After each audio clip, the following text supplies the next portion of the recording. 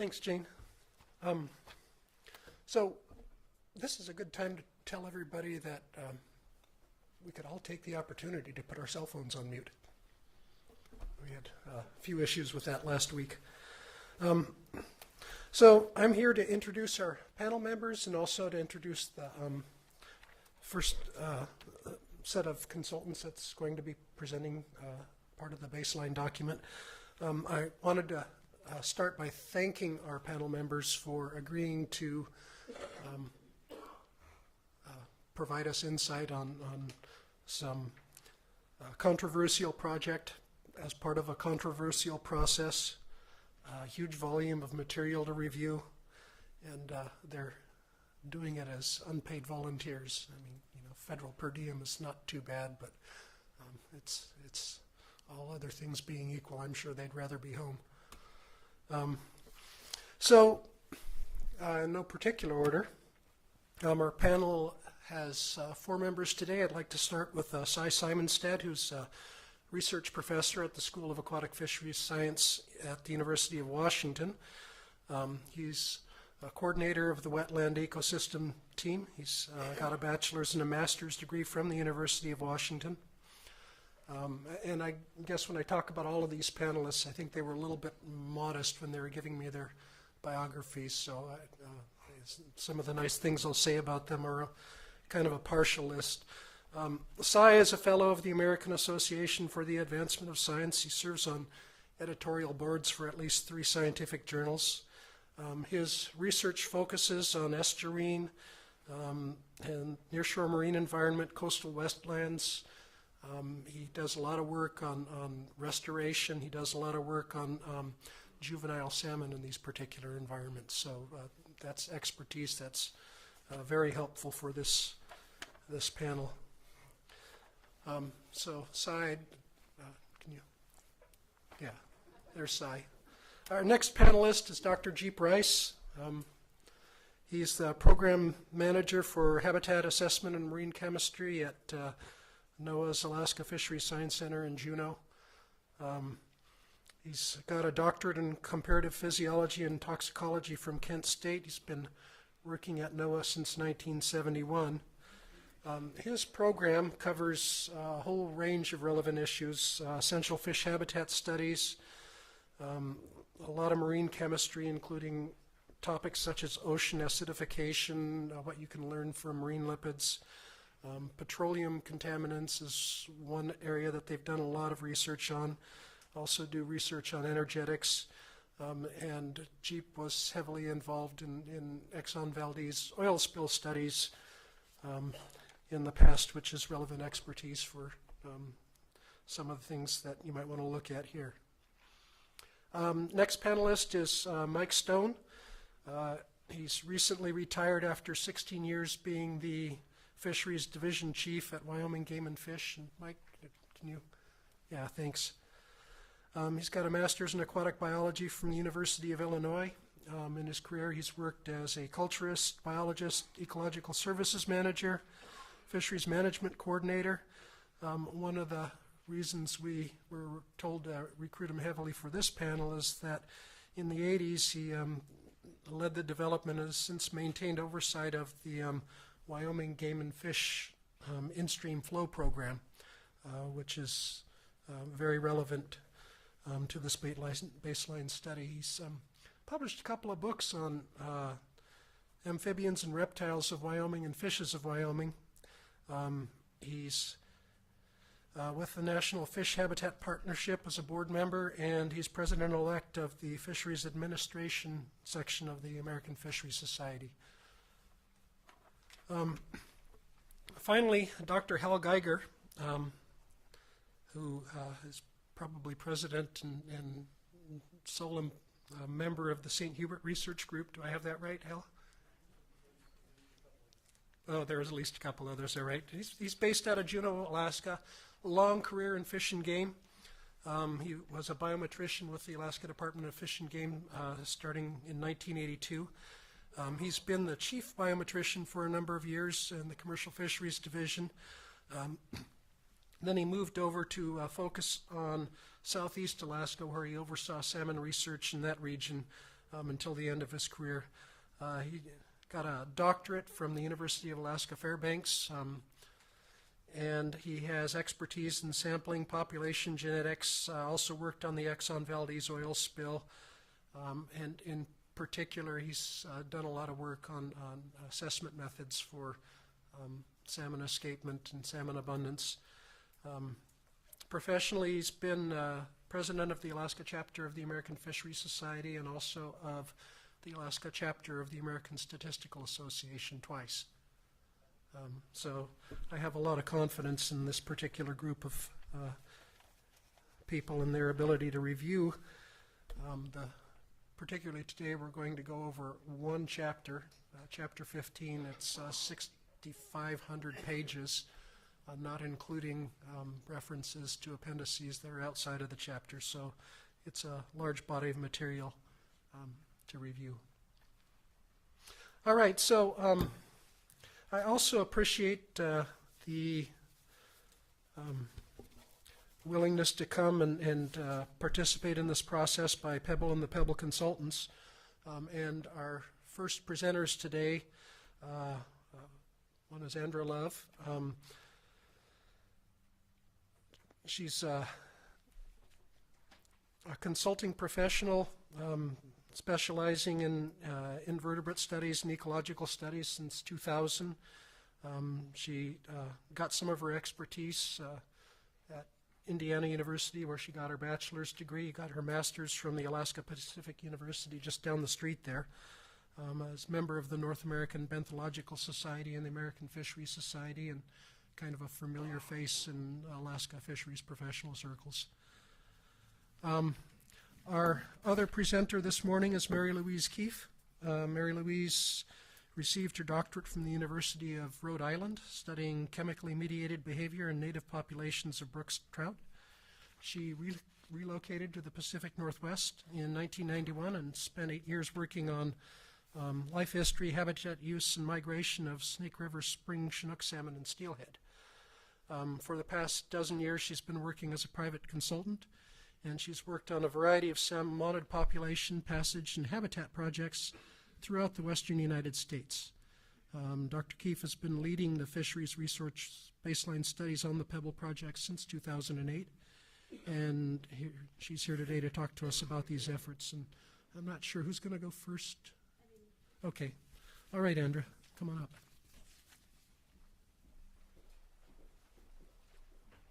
Let me help you get that up Sure. there. Yep, that'd be good.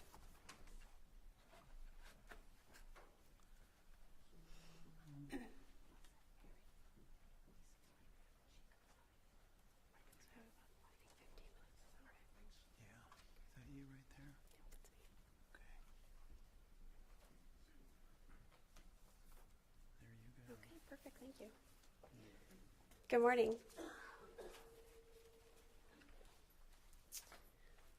Okay, so it looks like we're all set up here. As Milo mentioned, my name is Andra Love. I'm with HDR. I'm an associate vice president with the company. Been with the company since 2000, and also have been working on invertebrate projects since 2000 professionally. Before that, working on my master's degree on invertebrates in the Anchorage Bowl as well. So have a bit of experience with invertebrate and periphyton studies. The objectives of this study were to characterize existing periphyton and macroinvertebrates at select sites in the project area. And Jane gave an excellent description of exactly what macroinvertebrates are, but essentially they are substrate-dwelling organisms that lack backbones and are visible by the naked eye. Why do we study them? Because they are sensitive to changes in water quality and habitat. There's a whole body of literature that describes exactly how sensitive they are. Oftentimes, you'll hear us talk a lot about the assemblages, the macroinvertebrate assemblages, and we'll talk about dipterans versus the EPT taxa. EPT is Ephemeroptera, Plecoptera, and Trichoptera. Let's see if I can highlight these with my pointer. We have Ephemeroptera, Plecoptera, Trichoptera. If you're fisheries folks, you definitely recognize these guys. You fish with them quite often, I'm sure. Dipterans are generally recognized to be more tolerant to changes in habitat and water quality. The EPT group, the collection of those three orders, generally are more sensitive to changes in habitat and water quality, and thus you can start to pick up changes in the assemblage at a site over time, and that's why we look at them. Also, they're fish food, so they tie into the ecological system that way as well. Periphyton, we study those because they also are important indicators of water quality and habitat change. Essentially, our loose definition of periphyton is attached algae to aquatic substrates. For this study, we looked at diatoms and also chlorophyll A concentrations in milligrams per meter square. Now, for the macroinvertebrate studies, we did use initially two benthic types of surveys. We used the Alaska Stream Condition Index, and we also used Cerber sampling.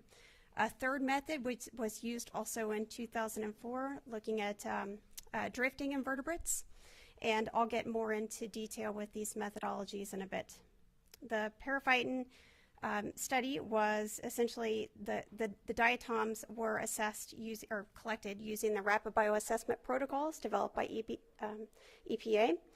And chlorophyll A was, the methodology we used for chlorophyll A was developed by ADF&G and used successfully on other projects in Alaska. Now here we have a pictorial example of all of our sites that we've sampled throughout the life of the project. Can you hear me? Okay. Okay, thanks. Jane talked a lot about the watersheds that are present in the project area. The North Fork Cockatoolie, the South Fork Cockatoolie, and the Upper Telluric are what we focused on for this study. All of these sites that you see up here were sampled at some point in the project history. Not all of those sites were sampled every year. There were 5 sites, in fact, that were sampled every year. That would be in 2004, 2005, and 2007, so 3 years that we sampled. 2 sites on the North Fork Cockatoolie, NK100C, NK100A, and then on the South Fork we had 1 site that we sampled consistently over the 3 years, and that was SK100B. If I can get my pointer to work here, or not. And then along the Upper Telluric we also had 2 sites, UT100B and UT100D. Okay, perfect. Thank you.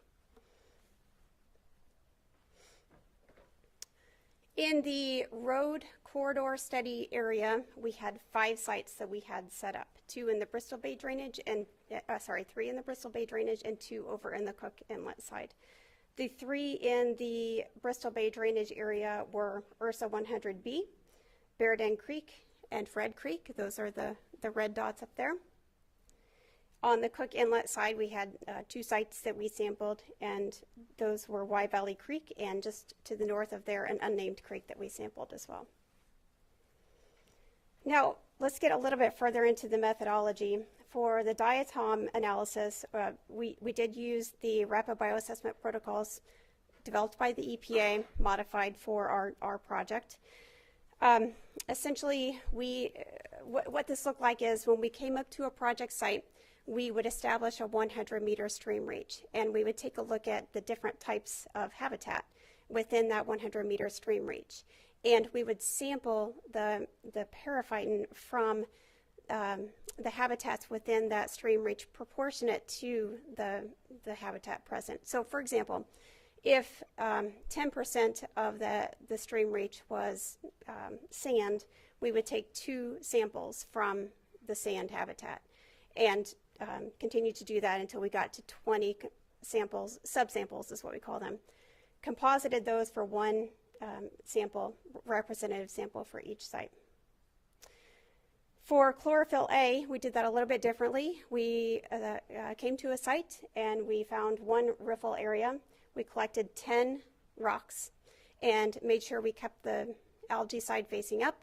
We took a 5 centimeter by 5 centimeter block, put that on top of the rock, take a toothbrush and scrub off all the other surrounding periphyton, rinse that off. Then you take your block off and you have your sample area. Take a clean toothbrush, scrub that off, rinse it into a bucket, clean bucket, and then filter that through a 0.45 micron filter, adding mag carb as we go so that that's a preservative. We took those individually and folded them, put them in a bag with desiccant, put them in the freezer, sent them to Bill Morris with ADF&G for processing.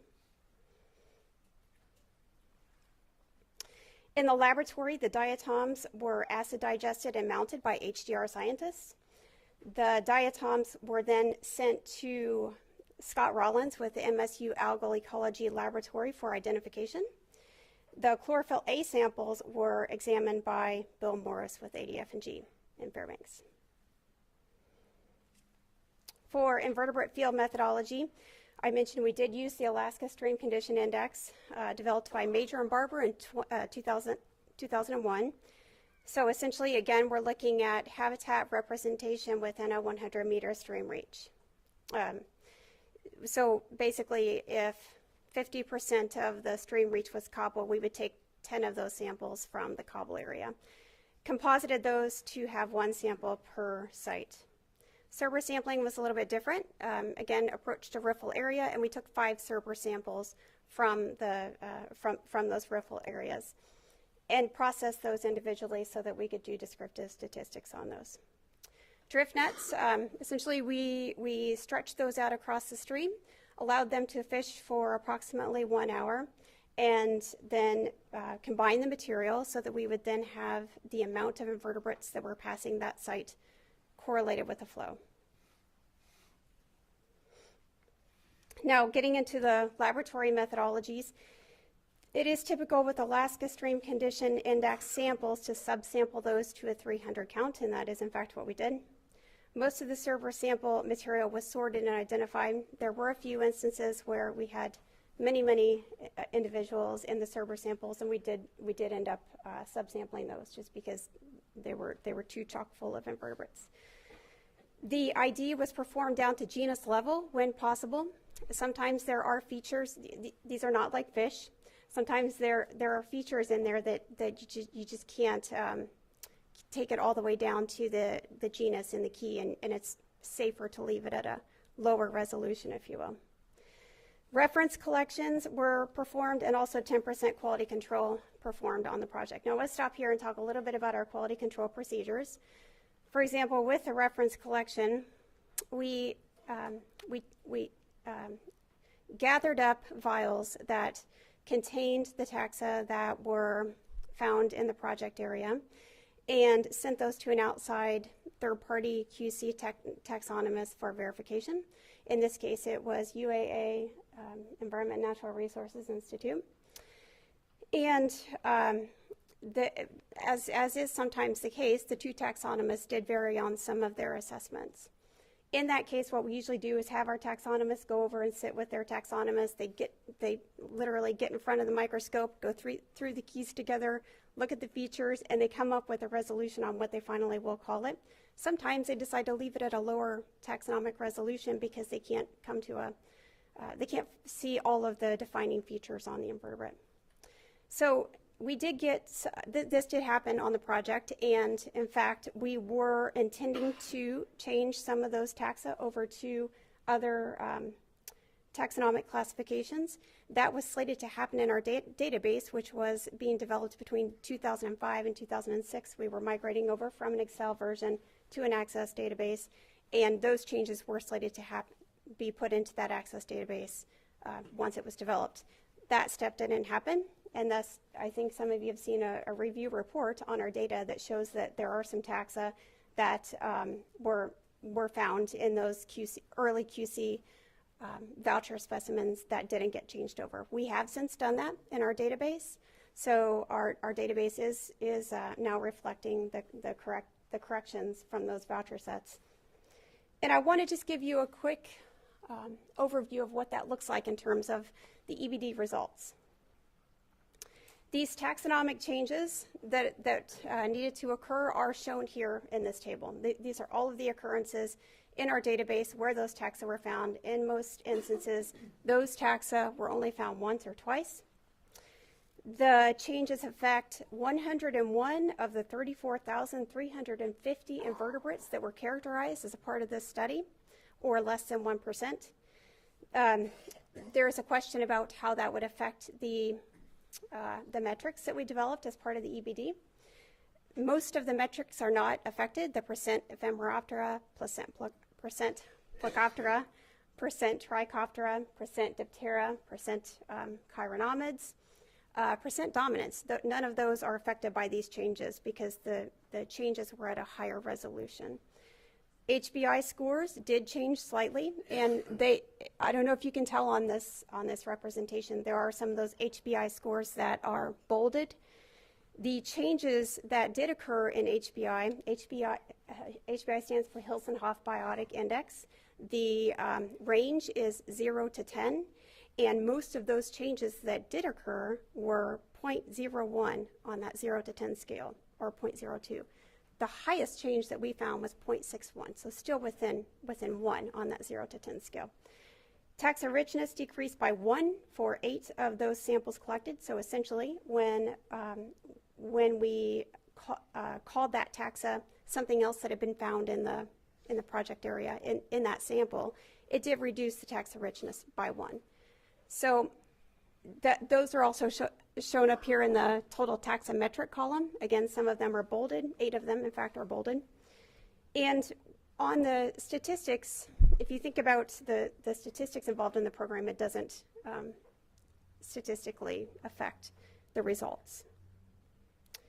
So here we have our results. These are the graphs that are from the EBD, June and August 2004 taxa richness. And here we have ASCII in the dark bars and drift samples in the light bars. The call out point here is that in general, ASCII collected more taxa than drift did, and thus we made a decision to drop the drift sampling from the program, and the next year we added Cerbers into the sampling program. Taxa richness generally close to or over 30 for some of the sites. Here we have our ASCII and our Cerber. I mentioned in 2005 we added Cerber to the program. We have our ASCII and Cerber 2005 and 2007 taxa richness displays. Taxa richness, again, was variable by site and by watershed. It looks a little bit like 2007 collected greater taxa richness than 2005. However, again, we would need more data to prove that statistically. One site, again, was close to 30 in terms of taxa richness. And Cerbers looked like they collected more taxa than ASCII. Here we have the Cerber in 2005 and 2007 represented by taxa composition. The main call out point here is that most of our sites seem to be dominated by dipterans, mostly chironomids. And I think that's also been found in the review report. We see that in some of our other studies as well in Alaska, so that's fairly common. Here we have diatom taxa richness for 2004, and the results that we got back from Scott Rollins indicated that values ranged generally between 12 and 19 for the diatom taxa richness, and those were done in both June and in August. So June is represented in the dark bar, August is represented in the lighter bar.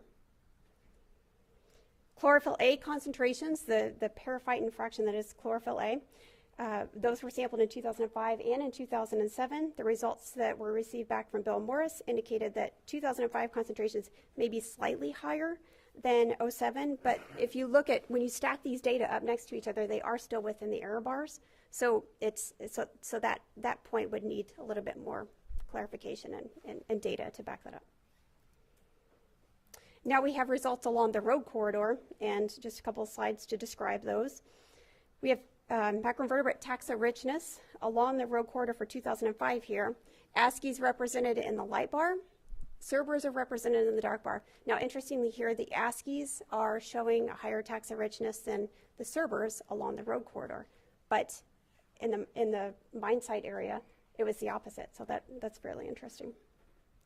The Cerber taxa composition in the road corridor represented by the fraction that are made up of our primary orders that we're concerned of here. The dipterans, Trichoptera, Plecoptera, and Ephemeroptera. Again, dipterans make up a high percentage of of the sample. Remember, dipterans are the tolerant taxa. But interestingly, in these, the Ephemeroptera played a larger part, and also the Plecopteras, and in some cases the Trichopteras as well. So that is what I have, and I'll pass it on to Mary Lou.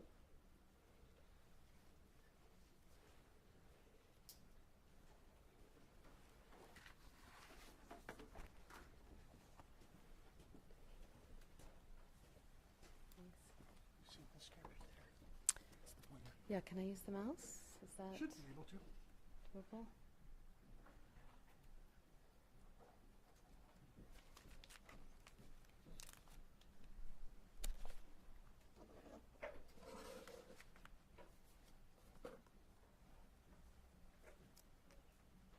I guess I need my glasses. That's it, right? Okay. Good morning. So before I get started, I want to acknowledge that there were quite a few people who contributed to the fish resource studies from 2004 through 2008, members of APS Services, HDR Alaska, and R2 Resource Consultants. In 2008, R2 was retained by Pebble to help with the refinement of their study program. The first thing we did was we came in and we did a QA/QC of the first 4 years of data that had been collected. We QC'd over 2 million data points. It took quite a bit of time. It took us about a year and a half, and we then engaged in continuing baseline studies with a focus on fish habitat and fish habitat associations. So I'm going to review for you now all of the objectives starting at the beginning. This first slide shows you all of the studies that were conducted, and you told me which one this was. Can I use the mouse? Very top button there. Can you see this? Oh, I have to point. There you go. So the main point I just want to show you is there's really 4 categories of studies that were conducted. There's aquatic habitat assessments, fish assemblage studies, in-stream flow habitat studies, and this is transportation corridor studies. And then the studies were conducted in different watersheds, some consistently, some were conducted in the watershed and then weren't in some years back. But it was a real broad matrix of studies conducted over the time period. And as this table also shows you, there were studies that were ongoing in 2009 and 2010, and in fact we're out in the field this year collecting more information on off-channel habitat. This is the mine study area, and it's important for me to familiarize you with this for discussion of fish resources. This is the general deposit area. These are the 3 rivers that Jane mentioned to you. This is the North Fork Coktuli River, South Fork Coktuli, Upper Tularik Creek. For the purposes of describing baseline data for fish resources, what we did was we did a reach assessment. We took this 280 miles of river and we broke it up into geomorphic reaches and then summarized the data within those reaches. The reaches were delineated based on geology, hydrology, riparian characteristics that were more similar than the reach above, and included tributary habitats for summarizing the information in the EBD. So that you'll see these reaches, and I'll talk about reaches quite a bit during the presentation today. These reaches are also the basis of Appendix B, which is where much of the technical data for the fish resources is presented. I have to run 2 machines at once, so.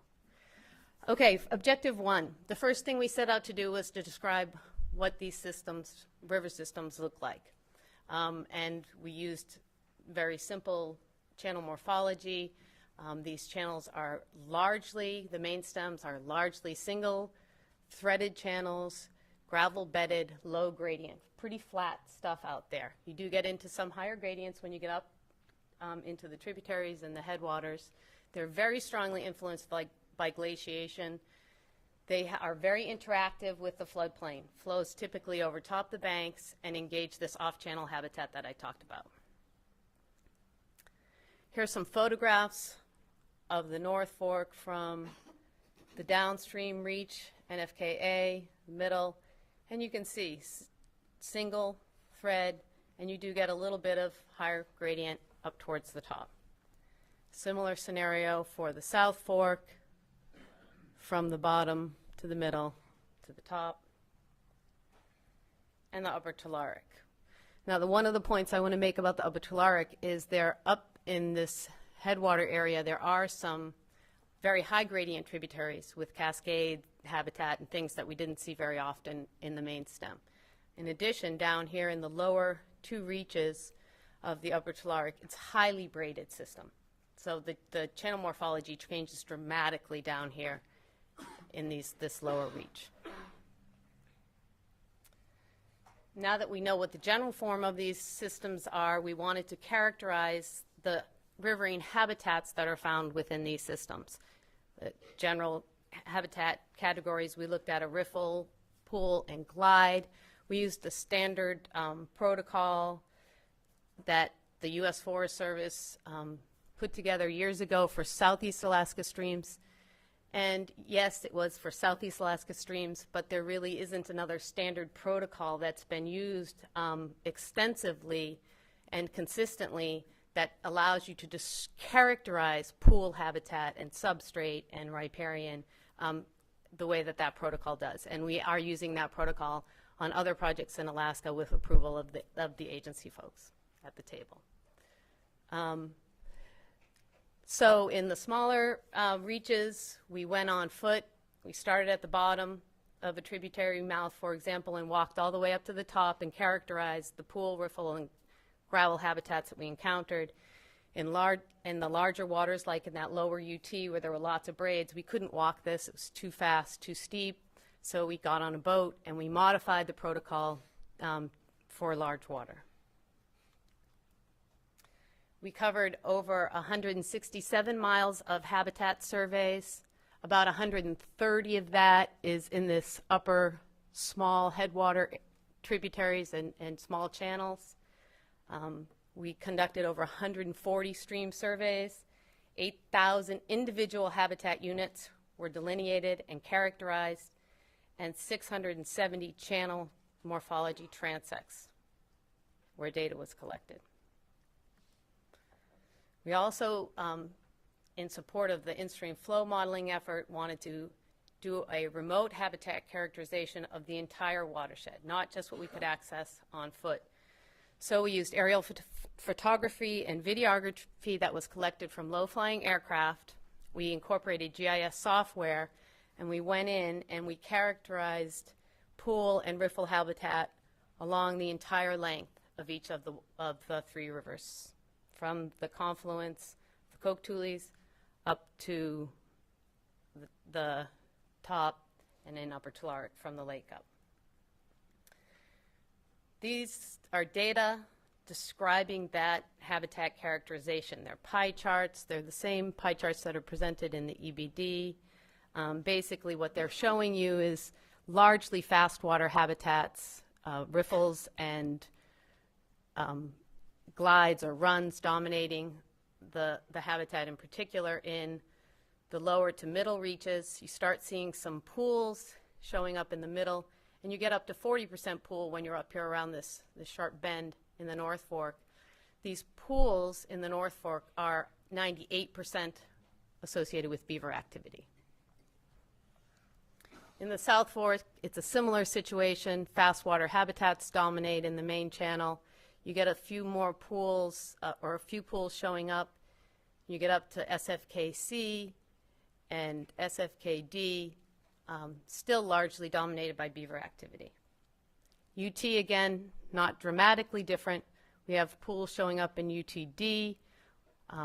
Pools get lost. Again, at the top, we go to very small channels, very fast water habitat in a smaller scale than down in the bottom. The other thing that's noticeable about the UT habitat typing is that the pools in the UT main stem are not primarily associated with beaver activity. They're some other forming mechanism.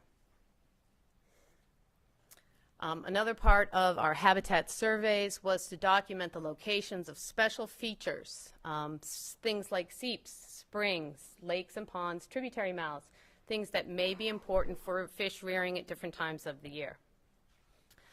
In the North Fork, we have groundwater upwelling in some middle and lower reaches. We have intermittent flow that was noted during 2008 in tributary 190. We've noted that beaver ponds were limited in the main stem to the upper reaches, yet beaver ponds are abundant in off-channel areas. And Big Wiggly Lake is a prominent feature in the North Fork. It supports a life history of lake spawning sockeye salmon. In the SFK, we also have intermittent flow. There's some intermittent flow in a tributary, and then the SFK is interesting. There's a section of SFK-C that goes dry every year in the winter. The hydrologists have documented this drying reach every winter, as well as occasionally in the summer. This is an extensive drying reach, 8 to 12 kilometers. In the same part of this reach, upstream of the drying reach, there is and you probably heard about this if you listened to the hydrology talk last week, there is a groundwater flow that goes down from the South Fork into the Upper Telluric, and it's a constant flow of about 25 CFS that's being fed through the groundwater into UT 190 on the Upper Telluric. Beaver ponds are concentrated in the South Fork above Frying Pan Lake. Hopefully everybody knows where that is, and I'll show you on the next slide. And then we also have more ponds and lakes in that upper headwater area of the South Fork than we do in the North Fork, for example. 2 large lakes in the South Fork that can support fish habitat, Frying Pan and Chiquita. The UT is a little different in the Coke-Tules. It has groundwater pretty much sprinkling out of the ground throughout the middle of the Upper Telluric. There's that constant cross basin transfer from the South Fork that I mentioned to you. Again, beaver ponds scarce in the main stem, abundant in the off channel. We have lots of lakes and ponds in the system, and several of them support lake spawning salmon. Okay, so I've started talking about this off channel a little bit. Well, we needed to take a look at this off channel habitat. These systems are not largely complex in the main stem, and the thought was that maybe these off channel habitats are providing good rearing habitat for juvenile salmon. The kinds of habitats that we looked at and we described in detail: beaver ponds, outlet channels, alcoves, isolated ponds, side channels, and percolation channels. We had 3 off-channel sections that we went in on the ground, and we did both habitat characterization and fish sampling in. This is the North Fork in front of you now, and as you can see from this pie chart up here, largely dominated by this blue color, beaver-related activity, beaver ponds, driving this off-channel habitat. Same situation in the South Fork. And again in the North Fork, in the UT. And in the UT we actually had 2 distinct areas of off-channel habitat that we characterized. As I mentioned earlier, this is one of the studies that has continued after 2008, and Dudley's going to talk a little bit about that this afternoon when we talk about in-stream flow and how we're connecting the in-stream flow to the main channel to the off-channel. All right, we now understand what the habitat looks like, how many pools there are, how many riffles. We want to describe what the fish patterns are, what's the distribution and abundance of fish in these habitats. So folks went out and did a lot of sampling. There were over 3,000 sampling locations. These aren't individual sites, but about 2,850 were unique sampling locations in the 3 watersheds, and then some down in the upper portion of the Coke-Tule River. We used a variety of methods: snorkeling, electrofishing, minnow trapping, seining, tangle netting, angling, and dip netting. And you know what? We really had to, because you can't go into a beaver pond and electrofish. Well, you can, but it's not a very effective method. You can't use a minnow trap to capture juvenile sockeye salmon. They don't work, baited minnow traps don't work well for sockeye salmon. They do work very well for coho and dolly varden. So to cover a massive area like this, you know, hundreds of miles and a lot of different habitat types, we needed to apply a number of different methods so that we could be sure we were documenting fish presence wherever we went. These studies focused on the freshwater stages of the anadromous fish and the resident stages of, and resident fishes as well. All fish were identified to species and their life stage was noted. We took fork length of a subsample or total length of a subsample of the fish, and when people were snorkeling, they estimated size by bins. Bins meaning 1 to 20, 20 to 40, 40 to 80. The real focus was to document fish presence everywhere we went. In addition, there were habitats where we attempted to get a little more aggressive with our sampling, and we would do multi-pass depletion estimates so we could look at, or a Hankin and Reeves approach, take a Hankin and Reeves type approach with snorkeling, so that we could look at the numbers of fish across habitat types. We could do more of a comparative effort across habitat types, across systems, across years. In addition, earlier on, there was some winter fish sampling that was conducted to try and get a handle on habitats these fish were using in the wintertime. It did not meet with much success, met with lots of challenges, as you can imagine. So again, just to reiterate, these are the areas. Each one of these dots represents a sampling unit. Pretty good coverage for the habitats, but a lot of it focused up as we get closer to this deposit. Up here, 2,850 unique sampling locations, 3,540 sampling events. Now, based on all of this data, as well as the Anadromous Waters Catalog as it existed in 2008, we documented the presence of the anadromous distribution of fish, and we also nominated some reaches where fish weren't documented previously. And we also note here some places where we went and during our sampling event, fish were not present. For the North Fork, we had 12 species, the greatest number of species present in NFKC. You get a general decrease in the number of species when you get up around that corner of the bend in NFK, E, and F. And you see that some species like coho, chinook, and dolly have pretty much a broad distribution and are present throughout all of the reaches in the North Fork. Some more pie charts for you. You're going to have your fill of these by the end of the talk. Down in these lower reaches, the sampling catch was largely dominated by chinook and coho salmon.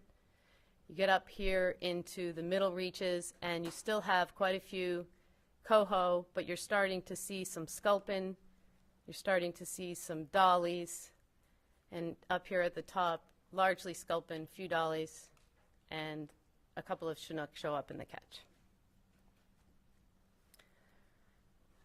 Those areas where we're able to do some depletion estimation or some Hankin and Reeves snorkeling associated with habitat, we could actually do relative fish abundance.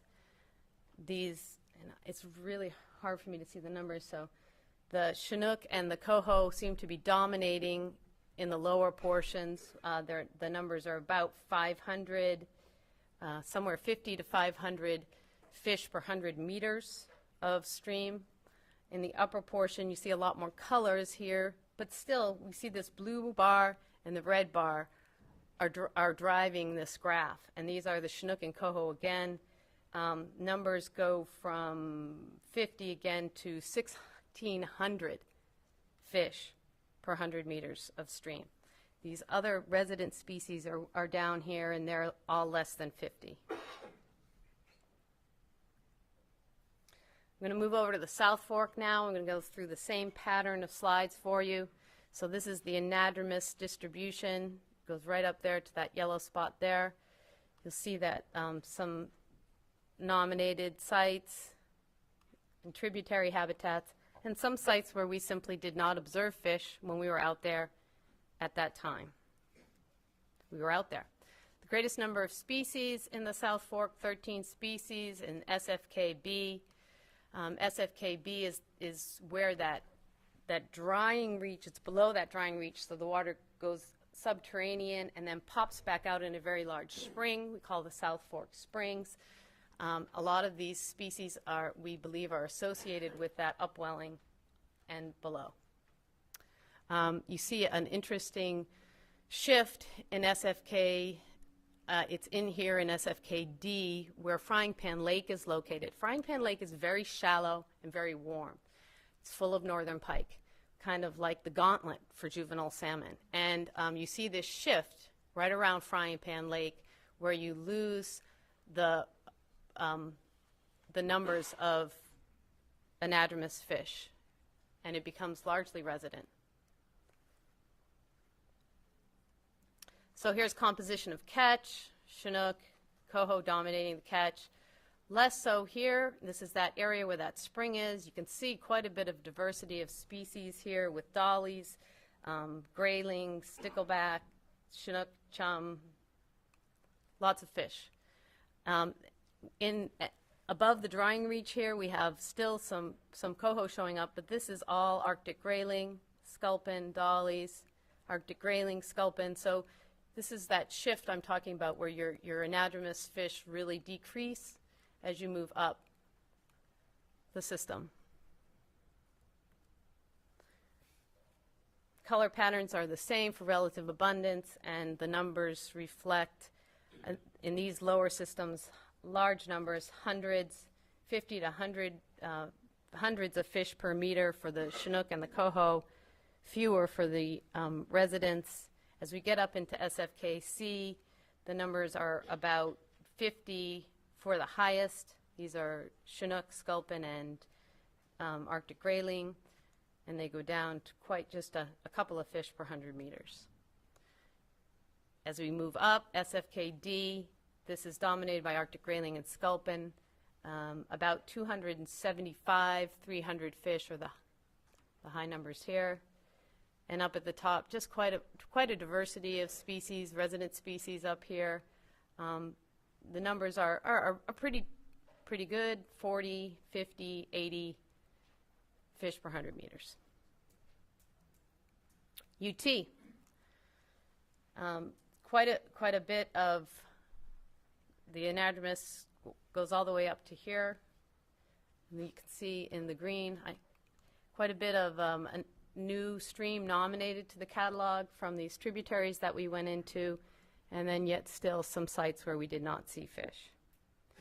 One of the things that I think is important to mention that is in 2008, we added First Creek or Otter Creek to our surveys, and we were able to extend our understanding of anadromous fish distributions, and I'll get to that later, but also extend anadromous habitat in that system.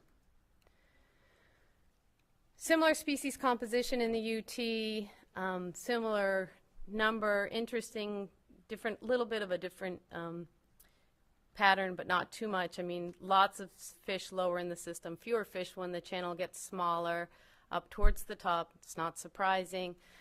My opinion, the UT is relatively consistent throughout, with the exception of this UTG. And another noticeable point is coho salmon are distributed throughout the system. Composition's a little bit different. Remember, I talked to you about that big open water, lots of braided channels. So we see a lot of stickleback down there. We also have an adfluvial population of rainbow trout in the UT, and these numbers, these catch numbers, reflect big pieces of the pie, that purple there. They reflect a directed study to go out and catch rainbow trout for tagging. So, it inflates the catch in that graph. But as we move up, you see those coho taking over the composition of the catch, dominating the catch all throughout the middle of the Upper Telluric up to UTF, shift with sculpin and some dollies in the uppermost reach, but you still have coho up there. Relative abundance numbers, these range, I guess I'll start down the bottom, which is right here. These range from anywhere, some of the smaller numbers are 50, 10, 50. Coho go up to about 300 or 400. And these are grayling, this gray bar, and that shows up, I believe it was in 1 or 2 locations, and it was over 2,000 fish. It was a big pool, 2,000 fish per 100 meters. The patterns are pretty broad, really a lot of colors in these graphs, a lot of variability in the catch. And again, the point up here is as we get to the top, we still have coho, sculpin, and the numbers are about 400 to, this jumps at this one spot to 1,200 fish per 100 meters. We did look at fish densities with the Hankin and Reeves methodology in habitats where we had that 2008 largely and some of the other earlier data where we had that connection with the habitat crew going in and the fish crew following very shortly in the next day or two. I'm not going to go through all these graphs. They show the same picture that the relative abundance does with respect to numbers of fish and their distribution. I want to make a couple of points here. Densities, and just so you believe me, I guess same picture we've been seeing with the coho and the chinook dominating the densities in the lower reaches in the main stem. This is really what I want to focus on for off-channel. Not only did coho dominate in the main stem catch samples, but they dominated in the off-channel habitats. These numbers, these densities here for coho go from 10 all the way up to 230 some odd fish per 100 meters squared. These numbers for residents down here, the highest number is 25. So the coho are on order of magnitude greater than we see the sticklebacks in these off-channel habitats. And this is for the NFK. Similar pattern seen in the South Fork. We do get a couple more species in off channels. This is a bar of Arctic grayling, but it's at 1.4 fish per 100 meters squared. Not really dense. And a similar pattern for the UT. So clearly these off-channel habitats are providing rearing habitat for fish. Some of the impetus to refine our efforts and look at these a little more closely. Okay, now for the fun stuff.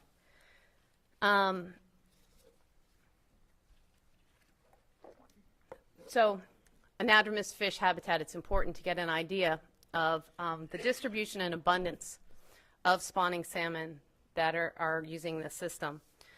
And Pebble had been engaging in aerial surveys starting in 2004. As I mentioned to you, in 2007, we were brought on board to do a QA/QC. And I think there's been a lot of discussion in Alaska over the past couple of weeks about this topic, so I'm going to take a few minutes and talk about that. Early on, agency presentations, the consultants made estimates of escapement using area under the curve methodology. When they did this, they used best professional judgment for observer efficiency, and they used literature-based values for survey life. Totally reasonable given what they had. They didn't have the information to those parameters. When we came in and did our QA/QC of that data, we noticed that those parameters have a large influence on the number, the escapement number. Observer efficiency can affect up to 30% of the variation in the estimate. Survey life, it's even greater. It can be 50% of the error in your estimate. So we had some discussions. We engaged other consultants, including those with experience estimating escapement in the state of Alaska, and the decision was made that there along with those parameters not being site-specific and some other assumptions that were violated, like zero counts and not consistently standardized intervals, that the models really weren't applicable to this data set. So what do? We've got all these years of surveys and these counts, and we're trying to characterize this habitat and its valuable information. So we looked at a way to present this that would allow us to compare across time and across habitats. And index surveys are standard surveys used by fish and game agencies throughout the West where salmon spawn. The concept is you can't count every fish in every system. So you may go to an area and you define that area and you go to that area repeatedly and you count the number of fish in that area and you track that number over time. The idea is that that area, that index, represents trends, increases and decreases in abundance of the entire population. So we chose to use an index count approach. We standardized the data set that had been collected over the years to a specific area, and we took means of the surveys so that we would get some idea of the variation in that count. We didn't want to just put one number up there because it wasn't a really accurate number, and we didn't want it to be misleading. So we took means to get a variation associated with that count, and that is the approach that we took. So surveys were generally started July 1st and continued through October in all years. In 2008, really focused in on this fish habitat association, really wanted to make sure we understood the distribution of salmon throughout the watersheds. So we continued looking for distributional information into November, even though there was ice up, and we knew that the counts of coho would be compromised a little bit because you couldn't see them under ice. In addition, Pebble did a study in 2009, specifically engaged Alaska Department of Fish and Game and set up a tower, and they did a comparative study of tower counts and aerial surveys in the Upper Tularik and First Creek. This was a thesis of a graduate student at the University of Washington, and I don't have that data to present to you, but it is out there. So these are the coverage that we had for our surveys. For the North Fork, we started at the Forks, flew all the way up, and I believe there are about 5 tributaries, major tributaries that were covered in addition to the main stem. For the South Fork, again, started at the Forks, flew all the way up. I believe there are 3 tributaries in the South Fork that were covered, maybe 4. This one, the mouth of this little tributary here moves around. Sometimes it's a tributary to this tributary, sometimes a tributary to the main stem, but 3 to 4 tributaries there in the South Fork. And then I at Upper Tularik Creek, from the lake all the way up to the top. I believe there are 7 tributaries, and this is probably the most significant tributary that was incorporated in 2008. This is that First Creek, or Otter Creek, and as you can see, the extent of this contributed quite a bit of information about the distribution of fishes in the system, and we'll talk about that a little bit more. So these slides that I'm going to show you now, these are trying to get a handle at where the fish are spawning. So in 2008, when we had these reach analyses, we counted fish that were migrating, fish that were milling, fish that were holding, and fish that were spawning. We had individual counts for behaviors. What these graphs are here, they're spawner counts. Okay, so these are only fish that were on a red, paired up on a red, digging a red, and that's what they represent, is where the fish are spawning. And what this graph shows us is we have all 4 species spawning in South Fork A, B, and C. We have coho and sockeye, some spawning in D, and remember D contains Big Wheatley Lake, and that's where those sockeye are spawning. And then we do have some coho spawning up here around the corner in E.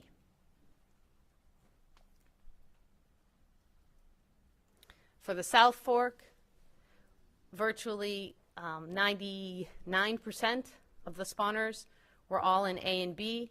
There were 8 coho that were in the bottom of SFKC. There was 1 spawning sockeye digging a red by itself in SFKC. In the UT, similar picture to what we've seen before with the fish distributions, widely distributed. We had to separate out the sockeye in the UT because the number of sockeye in the UT would dwarf the other species, and you wouldn't be able to see the lines on the graph. So this upper graph has Chinook, chum, and coho. Very few Chinook and chum in this system in 2008. These numbers are 2 to maybe 18 or something like that. The system spawning in this system 2008 largely driven by coho, and the coho spawned from A to F with just a few up there in G. When you look at the sockeye, it's quite interesting because they're inverse almost of the coho. The most number of spawners we had were down in A and B in that highly braided area, and then it drops off in the middle, and you get very few up here in D and E. Now for the mean index counts. So again, the point of these is to show trends in counts over time. And this is important information, and one of the reasons it's important is right up here on these two graphs. In 1991, Jim Buell was sampling in these systems, and he never found any Chinook. And he's had discussions with some of the native folks that fish and live in these areas, and Chinook weren't around, so the story goes. Well, when Pebble first came out in 2004, there were quite a few Chinook in the Coquetoolies. These numbers are up around 2,000. Quite a few Chinook in 2004, 2005, but boom, 2006 comes along and something happens. This is going on a lot of places in Alaska. We're in a low cycle for Chinook salmon, and that seems to be what is being reflected here. But I think it's important to understand that with respect to these systems, because if we just came out in 2007, 2008, we would think that this was not really important habitat for Chinook. But we have some indication that when there's an abundance of Chinook out there, they do come into the system and they do utilize that. So not so many Chinook over in the UT. Comparing counts, we're up here in the 2,000 for the Coquetoolies. We're down here in the 200 for the peak in the UT. But again, the pattern's very similar. Coho, we don't really see much of a pattern that I can pull out for you, just a little variability over time. Fairly constant numbers, this is kind of funky in 2007. But the counts, as you can see, are hundreds in our index counts, hundreds of coho in these systems. In the UT, more, order of magnitude more, just from our index counts. We have thousands of coho in the UT compared to hundreds in the Coquetoolies.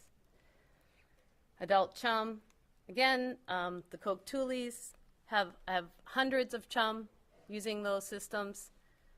No obvious pattern, and handfuls. I'm going to go out on a limb and say very few chum using the UT based on the counts we've been able to obtain.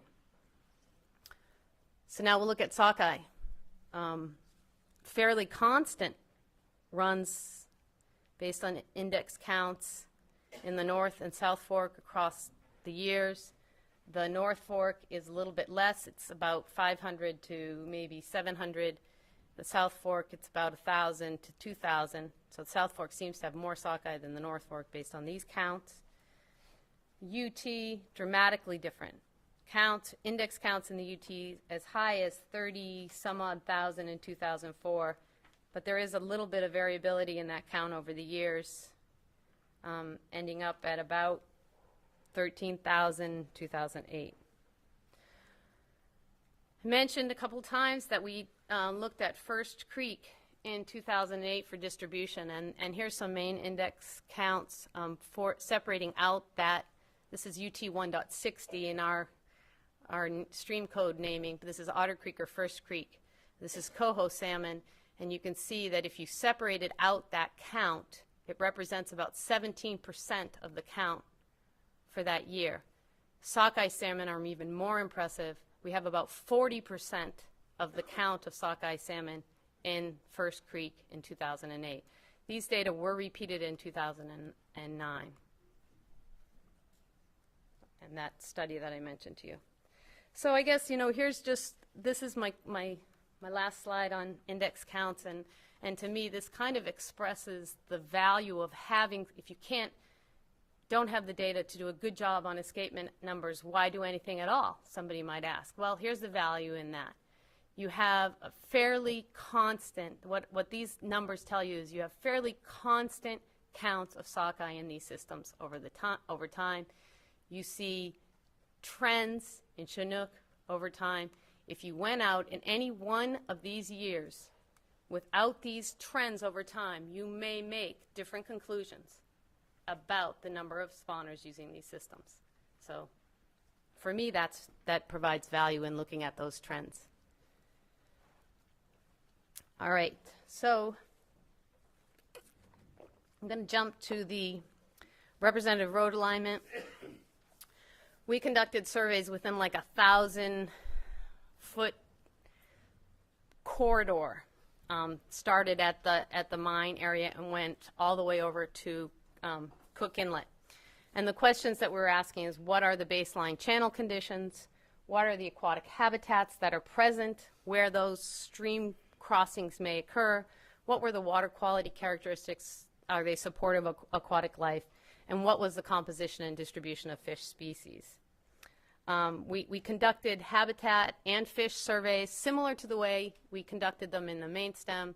Habitat surveys were conducted using a modified U.S. Forest Service protocol. Snorkeling and electrofishing followed on the same day, a couple hours after the habitat cruise, to get an idea of fish presence, lengths, representative lengths, etc. These are the data. What we've done in the EBD is we've grouped them by what we called, I can't remember, watershed groups, I think. So these rivers here all drain into Upper Tularik, these blue dots.